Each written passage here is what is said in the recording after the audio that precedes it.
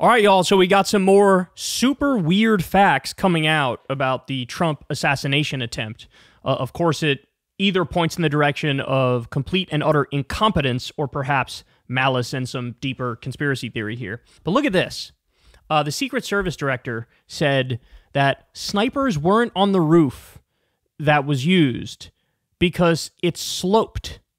United States Secret Service Director Kim Cheadle on why there weren't snipers on the roof from which Trump was shot. Quote, "That building in particular has a sloped roof at its highest point. And so, there's a safety factor that would be considered there, that we wouldn't want to put somebody up on a sloped roof. And so, the decision was made to secure the building from inside. Snipers behind Trump during the rally were on a similarly sloped roof." So as you can see here, this is the picture of the video of the counter snipers who happen to take out the shooter, and the roof is sloped. And my understanding is, I don't have a picture right in front of me at the moment of the roof that was used by the would-be assassin, but it looks, if anything, it looks less sloped. It looks less, there you can see it there, it looks less sloped to me. So why they would come out and say this, why the head of the Secret Service would come out and say this, is beyond me. This strikes me as sort of absurd on its face. Now, maybe it was like a shoot from the hip comment and she was asked the question and she wasn't prepared and she just said it. But man, if you want to talk about feeding into conspiracy theories, that's exactly what you're doing when you bring up something like this. Now, again, it gets even weirder. So we learned this fact as well the other day. A police counter sniper team was inside the building that Thomas Crooks shot from during the shooting, according to the New York Post. According to sources who spoke with the Post, Crooks was literally climbing on top of the building where the watch post for the snipers was located. Quote, "The building, the AGR International Ink Factory in Butler, Pennsylvania, was being used by local police as a watch post for snipers to scan for threats as the former president spoke on stage about 130 yards away. Crooks was reportedly spotted at the building 26 minutes before the incident. 26 minutes before the incident." So, I mean, again, that's a tough one to explain, right? You saw this guy who was maybe a little fishy. Now, maybe they would say early on he didn't look fishy, but I don't know. He's carrying a rifle, and even if he was concealing it, that's pretty freaking fishy. So you see this guy wandering around for 26 minutes. The Secret Service is inside the building that he's crawling on top of. You got to remember, a cop climbed up, saw him, and Crooks was pointing a gun at the cop. Then the cop retreated. You got all these things coming together, and nobody was able to make a move before the first shot went out. Now, to be fair to the Secret Service, the counter sniper basically got off a shot the instant after Crooks made his shot. So it's not like it was such a colossal failure that, let's say, he had 4 or 5 minutes to continue taking shots while up there, right? So it wasn't like it was that much of a failure. And of course, Trump survived. So it's easy to look at it in that context and that perspective now. But the reason why people are being so hard on the Secret Service is because of these things I just laid out for you.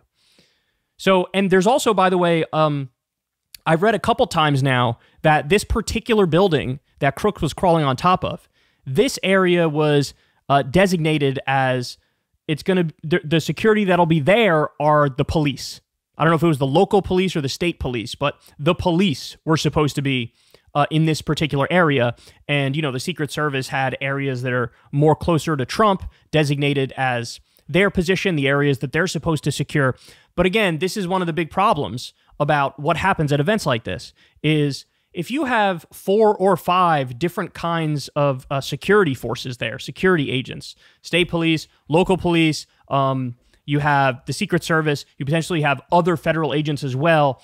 If they are not all on the same page, if they're not all talking all the time with each other, if there's not one person in the hierarchy who's the head of command, who can call the shots for every single little moving piece here, then it's far too decentralized, it's far too chaotic, and stuff like this can happen, right? And so that's where we are right now.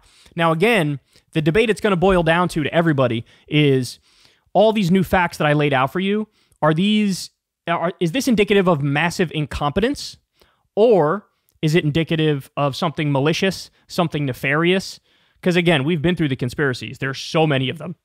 From the Chinese did it, 2, it was an inside job and the Secret Service did it on purpose. 2, it was actually a total hoax and Trump didn't even get shot. He was just staging it like Hollywood to try to get his polls to go up and try to secure a win in the election. We've heard, there was one that accused of frickin', because the Secret Service guy was wearing a red bracelet, they tried to accuse him of some Jewish Kabbalah conspiracy where a group of elites was plotting to take out Trump.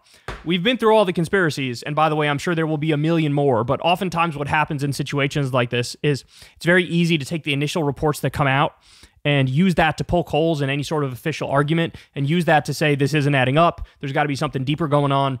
But again, in this instance, I think your only options in this instance are incompetence or malice, and I, of course, lean more towards incompetence, but you always got to hold out for more evidence and more detail to come out. And I mean, a great example of this is the shooting of JFK, right? Where I think it's over 50% of the country still to this day says it wasn't just Lee Harvey Oswald that did it, and it was a bigger conspiracy than what we're being led to believe. That's what they said about JFK. I'd be interested at this moment to see a poll on this one. My guess is it's still, the overwhelming majority will probably say it was a lone gunman who acted.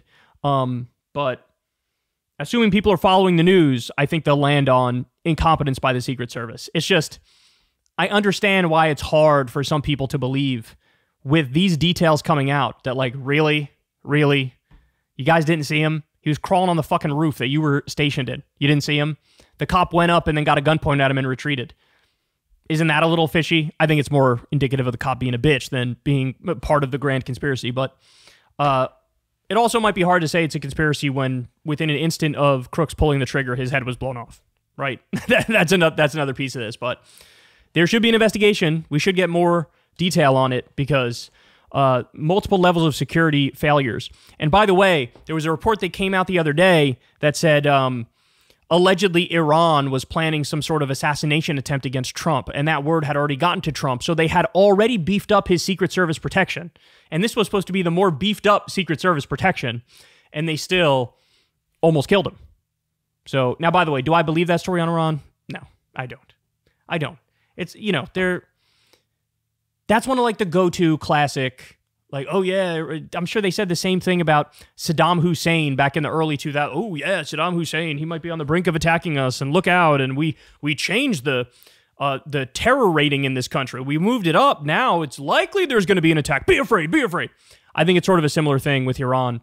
They're just using that now, but the updates are kind of wild, right? These updates are wild. The fact that they were inside that same building, and the excuse of, oh, they couldn't climb on that roof because it was sloped, even though they're on sloped roofs all the time? I don't know.